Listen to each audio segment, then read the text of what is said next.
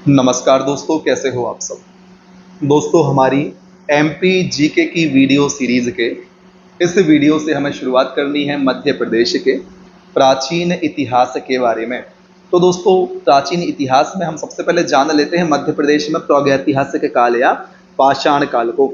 हम सभी जानते हैं, हम 3 भागों में बांट कर इसे देखते हैं। पहला पुरापाषाण काल, दूसरा मध्य पाषाण काल और तीसरा नवपाषाण काल। विस्तार से हमें इनकी बात करनी है। सबसे पहले हम बात करेंगे पुरापाषाण काल की। तो समय भी आप मोटा मोटा ध्यान रख ही सकते हैं कि जो पुरापाषाण काल है वह 10 लाख से 10,000 ईसा पूर्व तक का समय है, जिसे हम पुरापाषाण काल कहते हैं। तो दोस्तों, बहुत पुरानी बात है, जब मानव खेती करना भी नहीं जानता था, अपने रहने के लिए घर बनाना भी नहीं जानता था। किस काल में नहीं जानता था? पुरापाषाण काल में नहीं जानता था। लेकिन दोस्तों, इस काल में आग की खोज हुई थी, किंतु इसके उपयोग के साक्ष्य नहीं है। आग की खोज कैसे हो गई? बांस के पेड़ आपस में रगड़ गए, 2 चट्टानें आपस में टकरा गई और हो सकता है उससे आग प्रज्वलित हो गई हो और आग की खोज हो गई हो, लेकिन साक्ष्य इसके विद्यमान नहीं है। तो ध्यान रखना है, पुरापाषाण काल में क्या हुआ था दोस्तों? आग की खोज हो गई थी, लेकिन खेती और निवास नहीं शुरू हुए थे। और दोस्तों, जब खेती निवास शुरू नहीं हुए थे तो उस समय खाने के लिए व्यक्ति किस पर निर्भर होता होगा? जो वृक्ष लगे हुए हैं उनके फलों पर, मछली, पशुओं आदि पर निर्भर होता था। चूंकि खेती होती नहीं थी तो अनाज पर निर्भर होना उस तरीके से पॉसिबल भी नहीं था। और दोस्तों, मनुष्य पशुओं की खाल से शरीर ढकता था और मानव को मृत संस्कार की जानकारी नहीं थी। इतनी चीजें ध्यान रखनी है। और दोस्तों, जैसे कि हमने बांटा था पाषाण काल को 3 भागों में, इसी प्रकार से पुरापाषाण काल को भी 3 भागों में विभक्त करके देखा जा सकता है। निम्न पुरापाषाण काल, मध्य पुरापाषाण काल और उच्च पुरापाषाण काल। तो ये तो बात हो गई बेसिक बेसिक। सबसे महत्वपूर्ण बात जो आपको ध्यान रखनी है कि मध्य प्रदेश में पुरापाषाण काल के साक्ष्य कहाँ से मिले हैं। तो सबसे पहले ध्यान रखना है भीमबेटिका का नाम कहाँ पर है? मध्य प्रदेश के रायसेन जिले के अंतर्गत आता है। और फिर दूसरा नाम याद रखना है हथनौरा का, जो कि सीहोर जिले में आता है। भीमबेटिका और हथनौरा से हमें कहाँ के या किस काल के साक्ष्य प्राप्त हुए हैं? पुरापाषाण काल के साक्ष्य प्राप्त हुए हैं। इतना आपको ध्यान रख लेना है। फिर बारी आती है मध्य पाषाण काल की। पुरापाषाण काल को हमने कैसे देखा? 10 लाख से 10,000 ईसा पूर्व तक का समय। आप तो ऐसा याद करना है कि 10,000 ईसा पूर्व तक के समय को हम कहते हैं पुरापाषाण काल, और 10,000 से 7,000 ईसा पूर्व तक कौन सा काल शुरू होता है? मध्य पाषाण काल। इसको ध्यान रखना है। अब यहाँ क्या ध्यान रखना है? इस काल में दोस्तों मानव ने क्वार्टजाइट पत्थर के स्थान पर जैस्पर, चर्ट और ब्लड स्टोन पत्थर से हथियार बनाना आरंभ कर दिया था। दोस्तों, मध्य पाषाण काल में ही मानव ने शिकार के साथ साथ पशुपालन करना भी सीख लिया था, किंतु अभी भी खेती का प्रारंभ नहीं हुआ था। इस बात को ध्यान रखना है। और मृत संस्कार में केवल गाड़ना प्रारंभ कर लिया था। किसी की मृत्यु हो जाती थी तो उसे दफना दिया जाता था, ठीक। और पालतू पशु के रूप में कुत्ते का उपयोग होता था। और मध्य प्रदेश में मध्य पाषाण काल के साक्ष्य की बात करें तो हमें कहाँ से प्राप्त होते हैं? आदमगढ़ होशंगाबाद से प्राप्त होते हैं। पुरापाषाण काल के कहाँ से प्राप्त हुए थे? भीमबेटिका और हथनौरा से दोस्तों हमें पुरापाषाण के साक्ष्य प्राप्त हुए थे मध्य प्रदेश में। और आदमगढ़ होशंगाबाद से हमें मध्य पाषाण काल के साक्ष्य प्राप्त हुए हैं। इनको जरूर आपको याद रखना है कि किस काल के साक्ष्य कहाँ से प्राप्त हुए हैं, ठीक। अब चर्चा करनी है नवपाषाण काल या उत्तर पाषाण काल की। समय है दोस्तों 7,000 से 4,000 ईसा पूर्व। हमने देखा 10,000 ईसा पूर्व से पहले पुरापाषाण, 10 से 7,000 ईसा पूर्व तक मध्य पाषाण, 7,000 से 4,000 ईसा पूर्व तक नवपाषाण काल या उत्तर पाषाण काल। तो इस चीज को आपको ध्यान रख लेना है, ठीक है। अब हम चर्चा कर लेते हैं नवपाषाण काल या उत्तर पाषाण काल की। तो दोस्तों, नवपाषाण काल या उत्तर पाषाण काल में पत्थर के हथियारों को अधिक नुकीला व चमकदार बना दिया गया, ठीक है। इस बात को ध्यान रखना है। और इस काल में दोस्तों मनुष्य ने पशुपालन और खेती प्रारंभ कर दी थी। यहाँ ध्यान रखना, पशुपालन पहले भी करता था, कुत्ते को पाल लेता था, लेकिन जिस प्रकार से अभी हम देखते हैं कि बहुत सारे अलग अलग पशुओं को पाला जाने लगा है, तो इस प्रकार से नवपाषाण काल में देखने को मिल सकता है। और सबसे महत्वपूर्ण बात, खेती की शुरुआत हुई थी नवपाषाण काल से। अपने लिए निवास और वस्त्र बनाने लगा भाई मनुष्य। अब मृत संस्कार में दफनाने के अलावा जलाना भी सीख लिया था मानव ने। वह आग में जलाने, अब आग भी जलाने लगा था, खाना पकाकर खाने लगा था। पहले कच्चे मांस का सेवन करता होगा, कंदराओं का, ठीक है, कंदमूल वगैरह का सेवन करता होगा, फल फ्रूट का सेवन करता होगा और कच्चे मांस को करता होगा।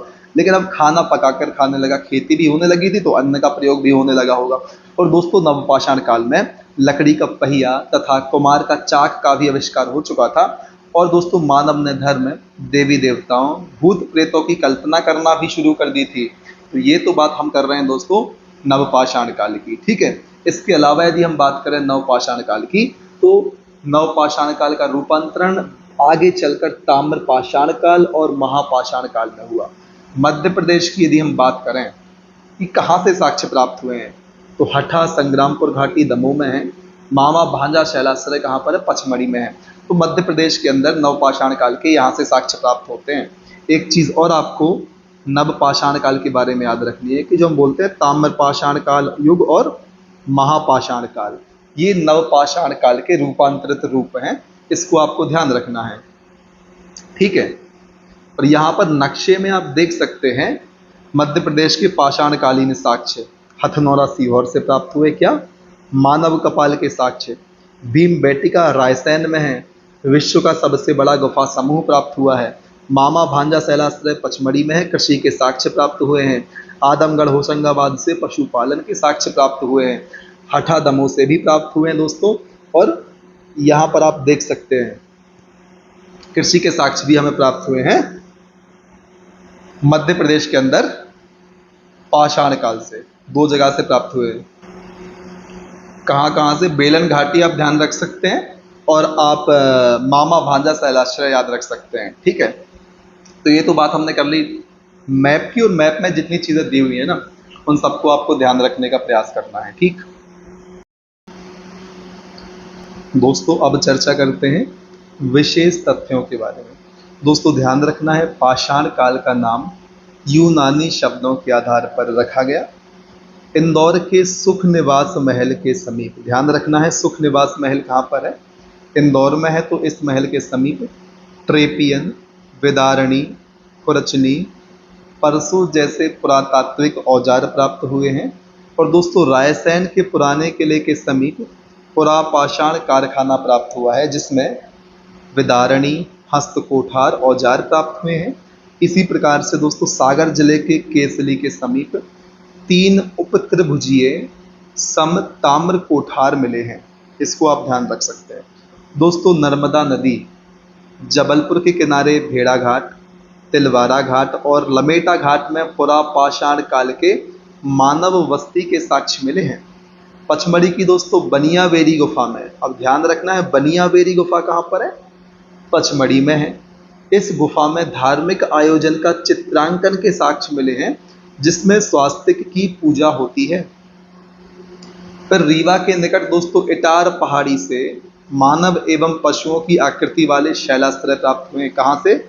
रीवा के निकट इटार पहाड़ी से। तो इटार पहाड़ी कहाँ के आसपास है? रीवा के आसपास है। बनियावेरी गुफा कहाँ पर है? पचमढ़ी में है। भेड़ा घाट, तिलवारा घाट, लमेटा घाट जबलपुर में है, हम सभी जानते हैं। सुख निवास महल कहाँ पर है? हमने जाना इंदौर में है। तो इन कुछ बातों को आपको ध्यान रखना है। दोस्तों अब हम चर्चा करते हैं मध्य प्रदेश में पाषाणकालीन प्रमुख स्थलों की। सबसे पहले बात करेंगे भीमबेटिका की, ध्यान रखना है। रायसेन जिले के ओबेदुल्लागंज के समीप है। किस जिले में है? रायसेन जिले में है। खोज की थी वर्ष 1957-58 में। किसने? श्रीधर विष्णु वाकणकर के द्वारा। तो इनका नाम भी आपको ध्यान रखना है, श्रीधर विष्णु वाकणकर के द्वारा रायसेन जिले के ओबेदुल्लागंज के समीप भीमबेटिका की खोज की गई थी। और दोस्तों भीमबेटिका से हमें पुरापाषाण काल के चैल चित्र प्राप्त हुए हैं और 2003 में यूनेस्को की विश्व धरोहर सूची में से समाहित कर लिया गया। फिर बात करते हैं आदमगढ़ की, स्थिति है होशंगाबाद जिले में और खोज की थी आरवी जोशी मनोरंजन घोष के द्वारा। साक्ष्य पशुपालन की पहली बार यहां से प्राप्त हुए और आदमगढ़ को कहते हैं माइक्रोलिथिक फैक्ट्री। ध्यान रखना है, आदमगढ़ होशंगाबाद जिला, आरवी जोशी द्वारा खोज पशुपालन के प्रथम साक्ष्य प्राप्त हुए हैं और माइक्रोलिथिक फैक्ट्री इसे हम कहते हैं। फिर बारी आती है दोस्तों किसकी, फिर बारी आती है हथनौरा की। तो स्थिति है सीहोर जिले में हथनौरा की, ध्यान रखना है। अरुण सोनकिया ने 1982 में खोज की थी।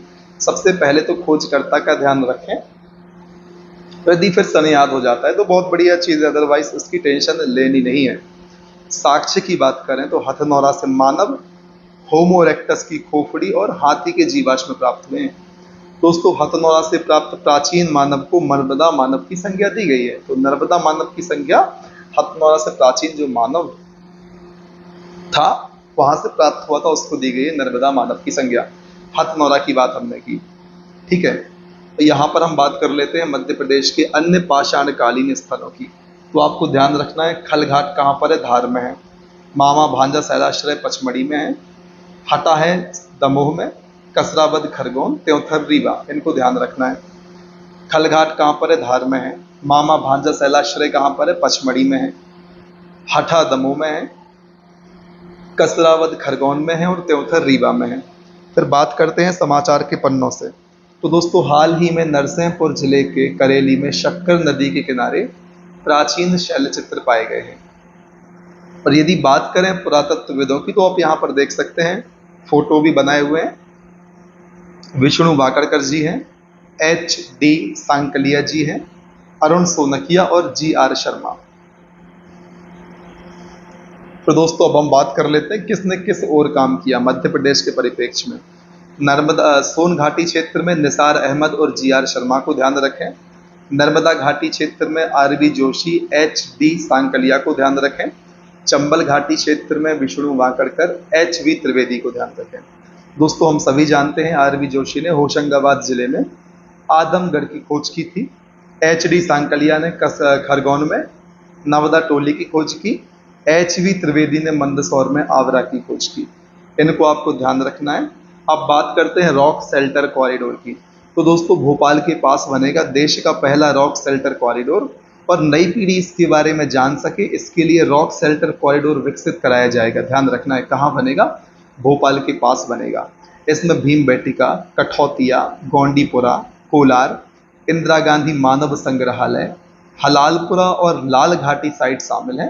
तो इनको आप ध्यान रख सकते हैं, रॉक शेल्टर कॉरिडोर को देश का पहला रॉक शेल्टर कॉरिडोर बनेगा। दोस्तों अब चर्चा करते हैं मध्य प्रदेश में नवपाषाण काल के रूपांतरण की। दो भागों में हमने देखा था, ताम्रपाषाण काल और महापाषाण काल। दोस्तों सबसे पहले हम देखेंगे मध्य प्रदेश में ताम्रपाषाण काल के लिए। दोस्तों ताम्रपाषाण काल के बारे में हम सभी एक बात जानते हैं कि इसके साक्ष्य अधिकांशतः भारत के किस क्षेत्र में मिले हैं, उत्तरी क्षेत्र में मिले हैं। तो जब भी आपको कभी ताम्रपाषाण दिखे या ताम्रपाषाण काल मिले तो आपको ध्यान रखना है इसके साक्ष्य कहाँ से प्राप्त हुए, भारत के उत्तरी क्षेत्र से प्राप्त हुए। और दोस्तों मानव ने औजार बनाने के लिए पत्थर के साथ साथ तांबे का प्रयोग किया था इसमें, इसलिए ऐसा कहा जाता है। दोस्तों मानव के द्वारा सबसे पहले किस धातु का उपयोग किया गया, तो वह थी तांबा धातु। इस बात को भी ध्यान रखना है। और ताम्रपाषाण काल की मालवा संस्कृति का विकास नर्मदा घाटी और चंबल घाटी क्षेत्र में मिलता है। तो कहाँ पर मिलता है दोस्तों ताम्रपाषाण काल की मालवा संस्कृति का विकास, नर्मदा घाटी और चंबल घाटी क्षेत्र में देखने को मिलता है। और दोस्तों मालवा संस्कृति के जो मृद भांड हैं वे सर्वश्रेष्ठ माने जाते हैं। ये तो बेसिक सी बात हो गई। अब हमें जानकारी जुटानी है मध्य प्रदेश में प्रमुख ताम्रपाषाण युग के साक्ष्य कहाँ से प्राप्त हुए हैं, इसको ध्यान रखना है। सीधी सी भाषा में कहें तो ताम्रपाषाण कालीन स्थलों की बात कर लेनी है। तो इसमें आपको ध्यान रखना है कायथा जो कि उज्जैन में है, नवदा टोली खरगोन में है, डांगवाला भी उज्जैन में है, आवरा कहाँ पर है, मंदसौर में है। तो आपको उज्जैन के दो क्षेत्र याद रखने हैं, दो स्थान याद रखने हैं। पहला कायथा और दूसरा डांगवाला। कायथा और डांगवाला कहाँ पर है दोस्तों? उज्जैन में है। इतना आपको ध्यान रखना है। नवटा टोली खरगोन और आबरा मंदसौर में है। यदि हम बात करें अन्य ताम्रपाषाण कालीन स्थलों की, तो आपको दोस्तों सागर जिले के ऐरण क्षेत्र को ध्यान रखना है, होशंगाबाद के खेड़ी नामा को ध्यान रखना है, उज्जैन के नागदा को ध्यान रखना है और विदिशा के बेसनगर को ध्यान रखना है। प्रश्न आएगा ऐरण किस स्थान पर स्थित है? तो सागर में है। खेड़ी नामा कहाँ पर है? होशंगाबाद में है। नागदा उज्जैन में है और बेसनगर कहाँ पर है दोस्तों? विदिशा में है। तो ये तो हो गई कि भाई कौन सा स्थल किस जिले में है, मध्य प्रदेश में, ताम्रपाषाण युग के परिप्रेक्ष्य में। अब इन स्थलों की चर्चा हमें करनी है विस्तार से। तो सबसे पहले हम बात करेंगे कायथा की। किस जिले में है? हमने देख लिया उज्जैन में है। किस नदी के किनारे है? तो काली सिंध नदी के किनारे है। आप का से कायथा याद रख सकते हैं और का से ही काली सिंध नदी का नाम ध्यान रख सकते हैं। ठीक, ध्यान रखना है भूरे रंग के मृदभांड यहाँ से प्राप्त हुए थे। सबसे महत्वपूर्ण क्या है? सबसे महत्वपूर्ण है कि भाई कायथा उज्जैन जिले में है, काली सिंध नदी के किनारे है और खोज की थी श्रीधर विष्णु वाकड़कर के द्वारा। इसके अलावा क्या ध्यान रखें? कायथा को पहला ताम्रकालीन नगर माना जाता है। तो इतनी सी कुछ बातें आपको कायथा के बारे में याद रखनी है। फिर बात करते हैं नवदा टोली की। स्थिति है महेश्वर खरगोन में, नर्मदा नदी के किनारे। भूरे रंग के मृदभांड प्राप्त हुए हैं। नाम याद रख लें, HD सांकलिया और SB देव के द्वारा खोज की थी नवदा टोली की। किस जिले में स्थित है? खरगोन जिले में स्थित है। इसी प्रकार से 1964 में खोज की थी कायथा की श्रीधर विष्णु वाकड़कर द्वारा। 1952-53 में HD सांकलिया और SB देव द्वारा नवदा टोली की खोज की थी जो खरगोन में स्थित है, या यहाँ पर इन साक्ष्यों की खोज की थी दोस्तों। नवदा टोली तो नाम ही रख दिया गया ना। फिर डांगवाला या डांगवाला की बात करें तो उज्जैन में स्थित है। लाल काले मृदभांड और तांबे के औजार यहाँ से प्राप्त हुए हैं। आगरा की बात करें तो दोस्तों चंबल नदी के किनारे मंदसौर में स्थित है और रोमन व्यापार के साक्ष्य यहाँ से प्राप्त हुए हैं। ध्यान रखना है, रोमन व्यापार के साक्ष्य कहाँ से प्राप्त हुए? आगरा से प्राप्त हुए, पर HB त्रिवेदी के द्वारा इनको खोजा गया था। इतनी चीजें आपको ध्यान रखनी है। अब दोस्तों मैप में दर्शाए गए हैं ताम्रकालीन स्थल, इनकी चर्चा तो हमने कर ली है लेकिन फिर से देख लेते हैं ताकि आपका रिवीजन हो जाए। ठीक, तो सबसे पहले आगरा किस जिले में है? मंदसौर में, और यहाँ से निकल रही है चंबल नदी। तो किस नदी के किनारे हो गया? चंबल नदी के किनारे हो गया। दोस्तों कायथा और डांगवाला हमने चर्चा की थी, दोनों के दोनों कहाँ पर हैं? उज्जैन में है। और दोस्तों जो कायथा है पहला ताम्रकालीन नगर माना जाता है।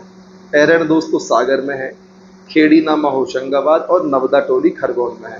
तो इतनी चीजें तो आपको ध्यान रख ही लेनी है। फिर बात करते हैं दोस्तों मध्य प्रदेश में महापाषाण काल की। इसको भी आपको बड़े ही ध्यान से सुनना है और ध्यान रखने का प्रयास करना है। दोस्तों यदि हम ओवरऑल महापाषाण काल की बात करें भारत में, तो जैसे हमने बात की थी ताम्रपाषाण काल की, तो नॉर्थ इंडिया उत्तरी भारत हमें देखने को मिला। महापाषाण काल में दोस्तों दक्षिणी भारत क्षेत्र में हमें साक्ष्य देखने को मिलेंगे महापाषाण काल के। तो वही चीज लिखी हुई है कि इस काल के साक्ष्य, किस काल के? महापाषाण काल के साक्ष्य अधिकांशतः भारत के दक्षिणी क्षेत्र में मिलते हैं। और दोस्तों मानव ने औजार बनाने के लिए पत्थर के साथ धूसर लोहे का उपयोग किया था। ताम्रपाषाण काल में पत्थर के साथ तांबे का उपयोग किया था और महापाषाण काल में दोस्तों किसका उपयोग किया था? धूसर लोहे का उपयोग किया था। दोस्तों महापाषाण काल के साक्ष्य हमें ग्वालियर, भिंड, मुरैना, रीवा से प्राप्त होते हैं। इनको आप ध्यान रख सकते हैं क्योंकि एग्जाम में ऐसा हो सकता है कि आप दक्षिणी भारत के चलते दक्षिणी मध्य प्रदेश को टिक कर दें, तो वहां पर आपका प्रश्न गलत होने की संभावना बन सकती है। तो आप इन क्षेत्रों को याद रखें मध्य प्रदेश में महापाषाण काल के परिप्रेक्ष्य में। फिर अब हमें चर्चा करनी है दोस्तों मध्य प्रदेश में आद्य ऐतिहासिक काल के बारे में। ठीक, तो चलिए शुरुआत करते हैं। सबसे पहले तो आपको ध्यान रखना है कि इस इतिहास के लिखित साक्ष्य मिलते हैं लेकिन उन्हें पढ़ा नहीं जा सकता। दोस्तों आपको यहाँ पर 3 शब्द ध्यान रखने हैं। पहला कौन सा? प्रागैतिहासिक काल। दूसरा आद्य ऐतिहासिक काल। और तीसरा ऐतिहासिक काल या इतिहास काल। यहाँ समझने वाली बात क्या है? जो प्रागैतिहासिक काल है दोस्तों, उस काल को कहते हैं जहां पर हमें लिखित विवरण देखने को नहीं मिलता, उसे कहते हैं प्रागैतिहासिक काल। और यदि आद्य ऐतिहासिक काल की बात करें तो यहाँ का विवरण हमें लिखित देखने को तो मिल जाएगा लेकिन उन्हें पढ़ा नहीं जा सका। ऐतिहासिक काल वो काल है जहां पर लिखित विवरण भी देखने को मिलता है हमें और उसको पढ़ा भी जा सकता है। तो इन चीज़ों को ध्यान रखना है। और इस वीडियो में जिस काल की हम बात कर रहे हैं वह है आद्य ऐतिहासिक काल, जहां पर हमें लिखित साक्ष्य तो प्राप्त हुए हैं किंतु उन्हें पढ़ा नहीं जा सका। प्रागैतिहासिक काल में क्या था? लिखित साक्ष्य भी नहीं थे तो रीड करने की तो बात ही नहीं आती। ऐतिहासिक काल में लिखित साक्ष्य मिल जाते हैं, हम उसको रीड भी कर लेते हैं। तो इन 3 चीज़ों को आपको ध्यान रखना है, ठीक है, ताकि आप प्रागैतिहासिक, आद्य ऐतिहासिक और ऐतिहासिक काल के बारे में समझ पाए कि आखिर ऐसे ऐसे नाम क्यों दिए, ऐसे साक्ष्य हमें प्राप्त हुए जब जिन्हें हमने देखा कि हाँ कुछ लिखा हुआ है समझ में नहीं आया, उसको हमने आद्य ऐतिहासिक कह दिया। हमें कुछ प्राप्त ही नहीं हुआ लिखा हुआ, उसको हमने प्रागैतिहासिक कह दिया। और जो लिखा हुआ समझ में भी आया सब कुछ, तो उसे हमने ऐतिहासिक कह दिया। उम्मीद है इतनी चीजें क्लियर होंगी। अब बात कर लेते हैं दोस्तों आद्य ऐतिहासिक काल की। हमें लिखित साक्ष्य प्राप्त तो हुए लेकिन पढ़ नहीं पाए। 2 भागों में बांटा है, एक तो सिंधु घाटी सभ्यता और दूसरी वैदिक सभ्यता। तो चलिए चर्चा करते हैं सिंधु घाटी सभ्यता की। तो यहाँ पर दोस्तों हमें मध्य प्रदेश में सिंधु घाटी सभ्यता के साक्ष्य नहीं मिले, इसको आप ध्यान रख लें और यहीं पर कहानी समाप्त होती है। फिर बात करते हैं वैदिक सभ्यता की। तो ध्यान रखना है मध्य प्रदेश में उत्तर वैदिक काल में निषाद, जिन्हें कहते हैं अनार्य जाति के लोग निवास करते थे, पहली चीज। फिर वैदिक काल में इस दौरान इक्ष्वाकु वंश के शासक मुचकुंद ने मानधाता नगर ओंकारेश्वर की स्थापना की थी। ध्यान रखना है दोस्तों, मानधाता नगर की स्थापना किसने की थी? मुचकुंद ने की थी, जो कि इक्ष्वाकु वंश के शासक थे। तो दोस्तों वैदिक काल में है यादव वंश के शासक महिष्मत ने महिष्मती और महेश्वर नगर की स्थापना की थी। ध्यान रखना है, महिष्मत ने की थी महेश्वरी की स्थापना, मानधाता ने या मानधाता नगर की स्थापना की थी मुचकुंद ने। इतना आपको ध्यान रखना है। महिष्मती ने किसकी स्थापना की थी? महिष्मती की स्थापना की थी महेश्वर में। ठीक, मानधाता की स्थापना किसने की थी? मुचकुंद ने की थी। और दोस्तों वैदिक काल में नर्मदा का नाम रेवा, चंबल का नाम चरमावती तथा केन का नाम शुक्तिमती मिलता है। इन नदियों के प्राचीन नाम को दोस्तों बिल्कुल भी नहीं भूलना है। और दोस्तों यदि हम बात करें शतपथ ब्राह्मण की, तो इस ग्रंथ में ही रेवा नदी कहा गया है किसको? नर्मदा नदी को। और दोस्तों है वंशी राजा अवंती के नाम पर, अवंती नाम पड़ा था किसका? उज्जैन का। वर्तमान के उज्जैन का नाम अवंती, अवंती राजा के नाम पर पड़ा था। अवंती राजा का नाम हुआ करता था। इतना आपको ध्यान रखना है। ठीक है दोस्तों, आगे बढ़ने से पहले जो मैप हमारे सामने है उसको भी हम देख लेते हैं। इसमें क्या दर्शाया गया है? मध्य प्रदेश के प्राचीन नगर और उनके वर्तमान नाम को दिखाया गया है। ठीक है, तो सबसे पहले चर्चा करते हैं वत्स की। दोस्तों ग्वालियर के पुराने नाम को वत्स कहते थे। शिवपुरी को पहले अनलपुर के नाम से जानते थे। इसी प्रकार से दमोह को हम टुंडिकेर के नाम से जानते थे। ऐरण को सौभोग नगर के नाम से जानते थे। जबलपुर को त्रिपुरी कहते थे। छिंदवाड़ा को नीलकंठी कहते थे। विदिशा को भेलसा या दशार्ण कहते थे। इसी प्रकार से नेवार क्षेत्र को अनूप कहा जाता था दोस्तों। उज्जैन को अवंती और मंदसौर को दशपुर कहा जाता था। तो ये प्राचीन नाम आपको जरूर ध्यान रखने हैं। प्रश्न यहाँ से सीधा सा बहुत आसान बन सकता है, बार बार रिवीजन करना है ताकि आसान प्रश्नों में तो कम से कम कंफ्यूजन ना ही हो। ठीक, अब चर्चा करते हैं मध्य प्रदेश में पौराणिक काल की। तो इसको हम 2 भागों में बांट कर देखते हैं। पहला तो हो गया रामायण काल और दूसरा महाभारत काल। सबसे पहले चर्चा करते हैं रामायण काल की। तो दोस्तों रामायण काल के परिप्रेक्ष्य में यदि हम बात करें तो सीता हरण के साक्ष्य दंडकारण्य जंगल से मिलते हैं। सबसे पहले आप ध्यान रख सकते हैं दंडकारण्य जंगल का नाम, यहाँ से सीता हरण के साक्ष्य प्राप्त होते हैं। फिर दोस्तों तमसा नदी के किनारे वाल्मीकि आश्रम स्थित है, यहाँ लवकुश का जन्म हुआ था। तो आपको ध्यान रखना है तमसा नदी के किनारे वाल्मीकि आश्रम स्थित है। फिर दोस्तों शबरी कोल जनजाति की महिला थी जिन्होंने विंध्य क्षेत्र में भगवान राम को बेर खिलाए थे। तो शबरी किस जनजाति की महिला थी? तो कोल जनजाति से शबरी का संबंध है। फिर दोस्तों चित्रकूट में राम और भरत मिलाप स्थल पर भरत मिलाप मंदिर स्थित है। तो आपको ध्यान रखना है कि भरत मिलाप मंदिर कहां पर है? चित्रकूट में है, और चित्रकूट मध्य प्रदेश के सतना जिले में आता है। फिर दोस्तों चित्रकूट में ही आपको हनुमान धारा, सीता कुंड और राम घाट देखने को मिल जाएंगे। दोस्तों मध्य प्रदेश में रामवन गमन पथ अमरकंटक से चित्रकूट तक बनाया जा रहा है। तो आपको क्या ध्यान रखना है? रामवन गमन पथ कहां से कहां तक? अमरकंटक से चित्रकूट तक इसको बनाया जा रहा है। और यहां पर आप देख सकते हैं इस मैप के माध्यम से किस प्रकार से रूट तैयार किया जा रहा है। राम वन गमन पथ की बात दोस्तों हम कर रहे हैं, तो यहां पर आप इसको जरूर देखें। फिर दोस्तों यदि हम बात करें मध्य प्रदेश में रावण की पूजा की तो 3 स्थानों पर होती है, इनको आप ध्यान रख सकते हैं। पहला स्थान है भातखेड़ी जो कि राजगढ़ में है। दूसरा स्थान है रावण रुंदी गांव जो कि मंदसौर में आता है। और तीसरा है रावण गांव विदिशा में। तो कंफ्यूज नहीं होना, जो रावण रुंदी है वह कहां पर है? मंदसौर में है, और जो सिर्फ रावण गांव है वह विदिशा में है, और भातखेड़ी राजगढ़ में है। तो इन 3 स्थानों पर मध्य प्रदेश में रावण की पूजा की जाती है। यदि एग्जाम हेल्प की बात करें तो दोस्तों मालवा संवत के बारे में यहाँ पर हमें जानकारी दी हुई है। मालवा संवत का अन्य नाम आपको ध्यान रखना है कृत संवत, विक्रम संवत और सतयुग संवत। कौन कौन से 3 नाम मालवा संवत के दूसरे हैं?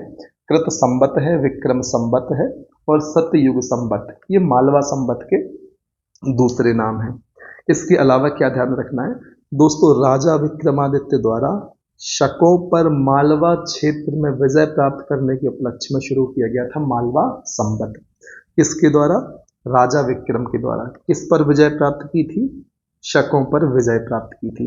और दोस्तों मालवा संवत का प्रथम उल्लेख ओखला मंडल गुजरात के शासक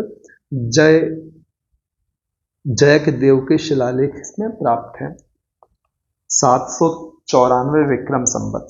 ठीक है, ये हमने रामायण की बात कर ली थी। अब हम बात करते हैं महाभारत काल की। ठीक है, तो मध्य प्रदेश के दशांड विदिशा, कारुष बघेलखंड, वत्स ग्वालियर में है। वर्तमान नाम के हिसाब से आपको सोचना है। पहले फिर से बता देते हैं, दशांड विदिशा, कारुष बघेलखंड, वत्स ग्वालियर। चेदी छतरपुर के शासकों ने महाभारत युद्ध में पांडवों का साथ दिया था। ये चीज आपको ध्यान रखनी है। फिर दोस्तों अवंती, महिष्मती, विदर्भ राज्य एवं निषाद जाति ने कौरवों की ओर से युद्ध में भाग लिया था। फिर दोस्तों यदि हम बात करें मध्य प्रदेश में शहडोल का सुहागपुर मध्य भारत काल में विराट नगरी के नाम से जाना जाता था, जहां पांडवों ने अज्ञातवास का 1 वर्ष बिताया था। दोस्तों महाभारत काल यहाँ पर आप मान सकते हैं जहां मध्य भारत काल लिखा हुआ है। तो शहडोल का जो सुहागपुर क्षेत्र है उसे कहते थे विराट नगरी। कैसे कहते थे? सुहागपुर क्षेत्र को हम कहते थे विराट नगरी, और पांडवों ने अज्ञातवास का 1 वर्ष यहीं बिताया था। ठीक, और यदि हम बात करें पांडवों के वनवास से संबंधित मध्य प्रदेश में स्थल की, तो आपको क्या क्या ध्यान रखना है? भीम बेटी का याद रखना है जो कि रायसेन में है, पांडव जलप्रपात पन्ना में है, पांडव गुफा पचमढ़ी, कुतवार या कुंतलपुर मुरैना में है, विराट नगरी शहडोल में है। तो इन 5 स्थानों को ध्यान रखें। पांडवों के वनवास के संबंध में, जो कि मध्य प्रदेश में स्थित है। फिर समाचार के पन्नों की बात करें या करंट अफेयर की बात करें तो दोस्तों मध्य प्रदेश उच्च शिक्षा विभाग ने पाठ्यक्रम में ऐच्छिक विषय के तौर पर रामायण और महाभारत को शामिल करने का निर्णय लिया है। किसने? मध्य प्रदेश उच्च शिक्षा विभाग के द्वारा। यदि प्रश्न बनता है कि भाई मध्य प्रदेश उच्च शिक्षा विभाग ने निम्न 4 विकल्पों में से किसे ऐच्छिक विषय के रूप में शामिल करने का निर्णय लिया है या नहीं लिया है, तब आपको ये फैक्ट काम में आ सकता है। तो ये तो हमने बात की दोस्तों रामायण महाभारत काल की। अब चर्चा करते हैं मध्य प्रदेश में महाजनपद काल की। तो दोस्तों हम बात करेंगे अवंती महाजनपद की और चेदी महाजनपद की। तो अवंती महाजनपद दोस्तों 2 भागों में विभाजित थी, उत्तरी अवंती और दक्षिणी अवंती। उत्तरी अवंती की राजधानी थी उज्जैनी और दक्षिणी अवंती की राजधानी थी महिष्मती। इतना आप ध्यान रख सकते हैं। ठीक इसी प्रकार से चेदी महाजनपद की बात करें तो राजधानी थी शुक्तिमती। और क्या ध्यान रखना है, यमुना व विंध्य पर्वत के बीच में चेदी महाजनपद स्थित था। आपको ध्यान रखना है यमुना और विंध्य पर्वत। ज्योग्राफिक लोकेशन आप ध्यान रखें, यदि एमपीपीएससी ऐसा प्रश्न पूछता है तो आपको सहायता प्राप्त हो जाएगी। तो इतना ध्यान रखना है कि जो अवंती था उत्तरी दक्षिणी में विभाजित था। उत्तरी की राजधानी उज्जैनी, दक्षिणी की राजधानी महिष्मती। चेदी महाजनपद की राजधानी शुक्तिमती जो कि यमुना और विंध्य पर्वत के बीच स्थित था। अब चर्चा कर लेते हैं दोस्तों 16वीं शताब्दी में बौद्ध धर्म ग्रंथ अंगुत्तर निकाय व जैन में ग्रंथ भगवती सूत्र में हमें 16 महाजनपदों का उल्लेख मिलता है। तो सबसे पहले तो क्या ध्यान रखना है आपको कि जो अंगुत्तर निकाय है वह बौद्ध धर्म ग्रंथ है और जो भगवती सूत्र है वह जैन धर्म ग्रंथ है, और इनसे ही हमें प्राप्त होती है 16 महाजनपदों की जानकारी। और दोस्तों 16 में से 2 महाजनपदों की राजधानी मध्य प्रदेश में स्थित थी। इस चीज को भी आप ध्यान रख सकते हैं। ठीक,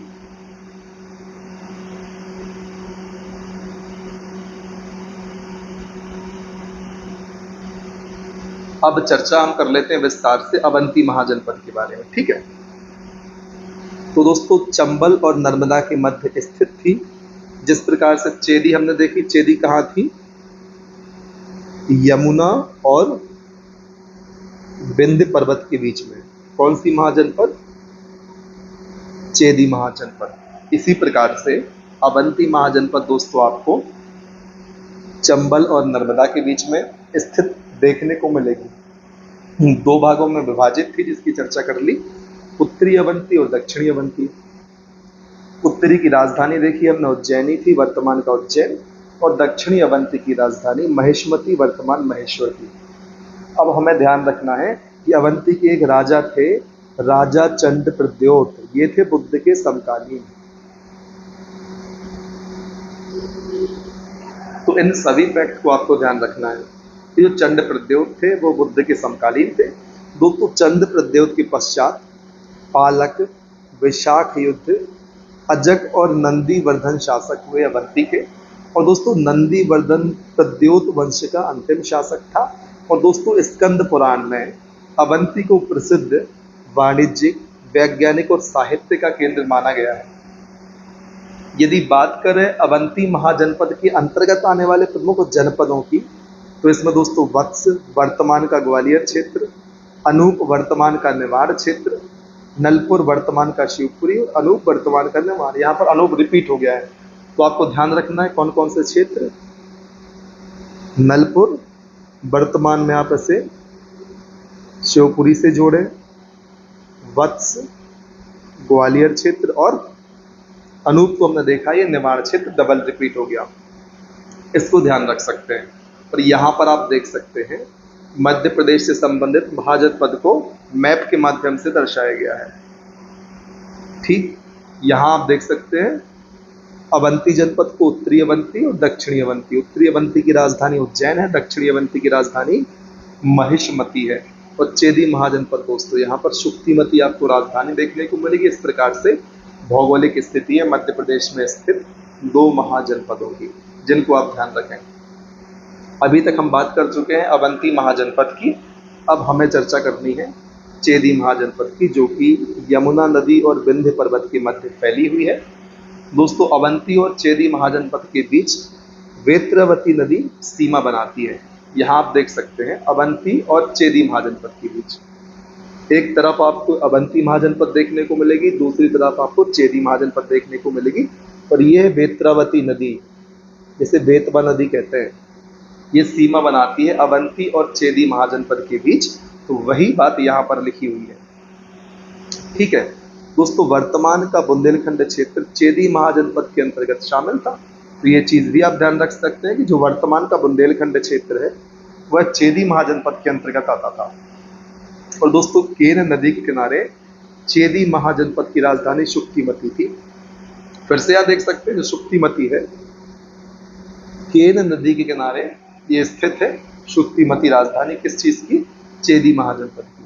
ठीक, अब यदि बात करें चेदी महाजनपद के अंतर्गत कौन कौन सी प्रमुख जनपद आती थी, तो इसमें दशाण वर्तमान का विदिशा क्षेत्र, तुंडीकर वर्तमान का दमोह क्षेत्र और एरड़ वर्तमान का सागर ये शामिल थे। विशेष तथ्यों की बात करें तो दोस्तों, शिशुपाल महाभारत काल में चंदेरी चेदी का राजा था। एक पौराणिक कथा के अनुसार महाभारत काल में दोस्तों राजा शिशुपाल द्वारा चंदेरी की स्थापना की गई थी।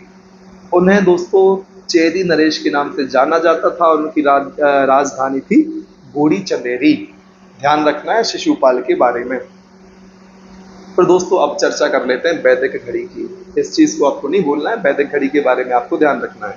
तो दुनिया की पहली वैदिक घड़ी दोस्तों मध्य प्रदेश के उज्जैन में इंस्टॉल की गई या लगाई गई। कब लगाई गई भाई? तो 2 अप्रैल 2022 को लगाई गई।